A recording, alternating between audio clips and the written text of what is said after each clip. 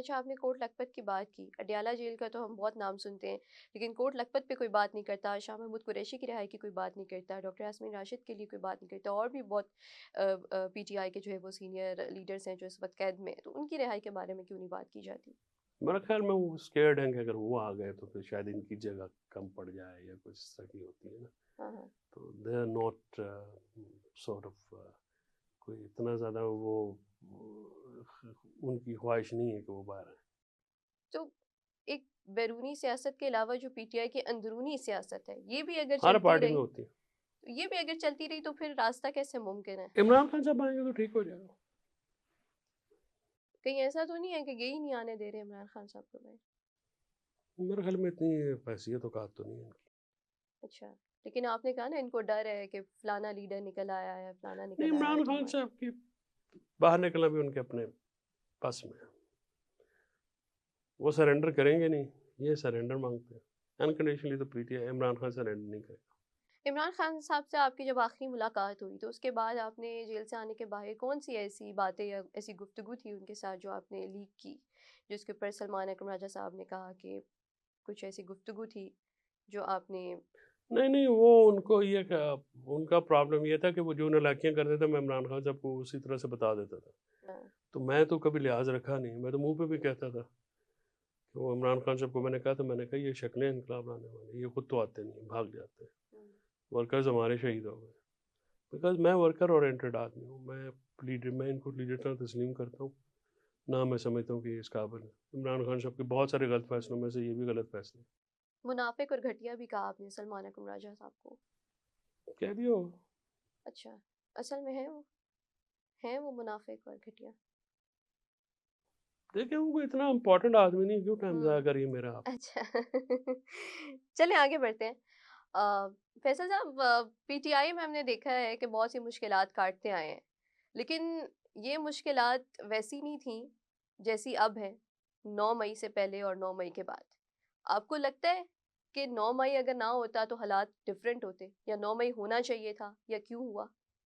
دیکھیں 9 مئی کے تو بالکل جو بھی حالات تھے 9 مئی کا، تو جس نے واقعات انہوں نے کی ہیں ہاں، اس کو حکومت پولیٹیسائز نہ کرتی، ان لوگوں کو سزا دے دیتی. ہوں، ان کو سیاسی طور پہ استعمال کیا گیا نا، ہوں، ہر بندے کو بیچ میں رکھ کے جو شامل ہیں. مریخ پہ بھی تھا بندہ تو اٹھا کے بیچ میں ڈال دیا. ہوں، ٹھیک ہے، ایسے نہیں کرتے. ایسے اگر نہ ہوتا تو 9 مئی کا امپیکٹ زیادہ ہونا تھا. 9 مئی ظاہر ہے کوئی بھی اس کو کوئی حمایت تو نہیں کر سکتا نا. ہوں، 9 مئی کا واقعہ نہ ہوتا تو پی ٹی آئی بہت بہتر حالات میں تھی. ہوں، کم سے کم ہم چل رہے تھے، اپنی سیاست تو کر رہے تھے نا. ہوں، ایسے. 9 مئی جنہوں نے پی کیا ہے اس کا نقصان پی ٹی آئی کو ہوا، فائدہ تو نہیں ہوا اس کا. اس لیے ہم سمجھتے ہیں کہ پی ٹی آئی جو ہے وہ کیوں کام ایسا کرے گی جس سے نقصان ہوگا. تو آپ سمجھتے ہیں 9 مئی میں پی ٹی آئی ملوث نہیں تھی؟ دیکھیے جو لوگ اگر پی ٹی آئی کے ملوث ہیں وہ آپ ان کو سزا دیں نا. آپ ساری پی ٹی آئی کو کیسے رکھ سکتے ہوں، جو اگر سامنے نظر آ رہے ہیں، ویڈیو فوٹیجز ہیں آپ کے پاس، سب کچھ ہے، آپ ان کو رکھیں. جن لوگوں کی آپ نے جیو فینسنگ کی، جس کی سب سے زیادہ آپ کہہ رہے ہیں کہ ان میں ان کی پارٹیسپیشن تھی، ان کو تو آپ نے چھوڑ دیا ہوں، صرف پریس کانفرنسز کرنے کے بعد. ہوں، خدیجہ شاہ کے ساتھ بیٹھی ہوئی دلیپ عباس کو چھوڑ دیا. خدیجہ شاہ کو 1.5-2 سال آپ نے جیل میں رکھا. ہوں. تو وہ جو ورکر ہے پی ٹی آئی کا اس وقت جیل میں انبار ہے، سزائیں بھی ہو چکی ہیں، بہت سارے لوگوں کو تو 9 مئی کے کیسز میں سزائیں سنائی جا چکی ہیں، ان کے بارے میں کیا سوچتے ہیں؟ ان کے بارے میں جی اپنا وہ بھی تو خان کی محبت پہ نکلے تھے نا. بالکل بالکل، اور ان ہاں. کے اوپر توجہ دینی چاہیے. علیمی نے کافی توجہ دی تھی بائی دا وے. ہوں، لیکن موجودہ میں دیکھتا ہوں لیڈرشپ میں یا فیملی میں بھی ورکرز کی بات نہیں کی جاتی. انفارچونیٹ ہے، ورکر پہلے آتا ہے. عمران بالکل خان نے ہمیشہ ورکرز کی بات کی. بالکل.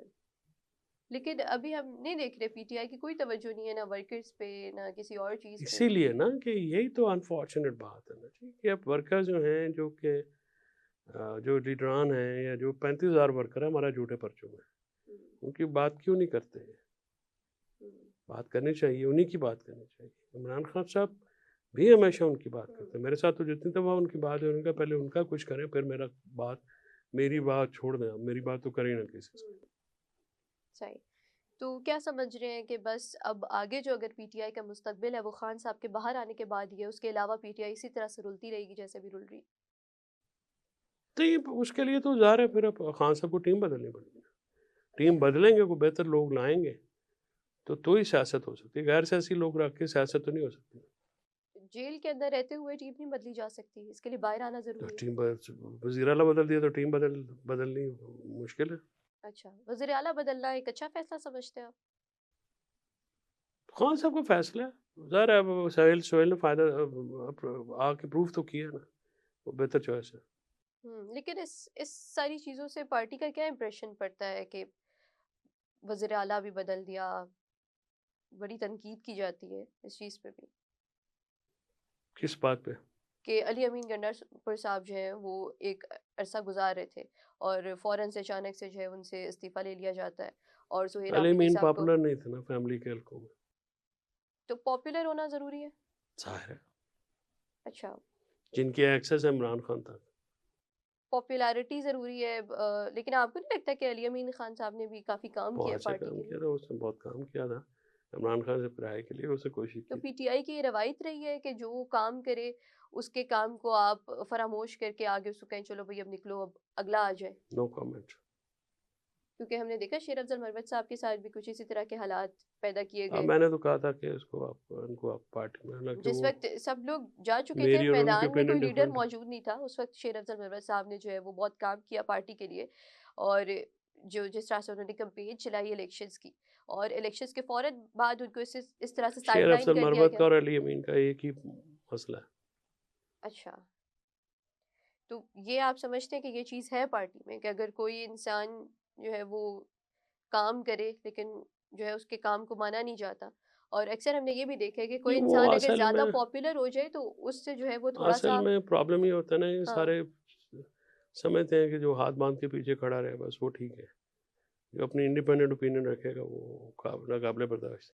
تو یہ چیز خان صاحب کو ناقابل برداشت ہے؟ نہیں, خان صاحب تو بڑے وہ تو سنتے ہیں.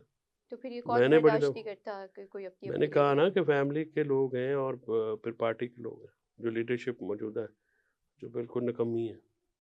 تو ابھی پارٹی کو جو ہے وہ لیڈرشپ نے, جو موجودہ لیڈرشپ ہے اس لیڈرشپ نے کون چلانا سی ہے یا عمران لیڈرشپ, خان آپ صاحب نے دیکھیں نا, چلانا ہے؟ یا تو 3 سال ہو گئے ان سب کو بنے ہوئے, کوئی بندہ ان کو چیلنج بھی نہیں ہے. یہ خود کو ایز اے لیڈر تو منوا نہیں سکے, نہ عمران خان صاحب کی بہتری کے لیے کوئی کام کر سکے, کچھ کر تو نہیں نہ سکے. تو پھر اس میں جو ہے کیا کیا جا سکتا ہے if they are not able to deliver. اب میدان خالی ہے پھر بھی بھاگنے میں سب سے پیچھے ہیں, تو کیا کیا جا سکتا ہے.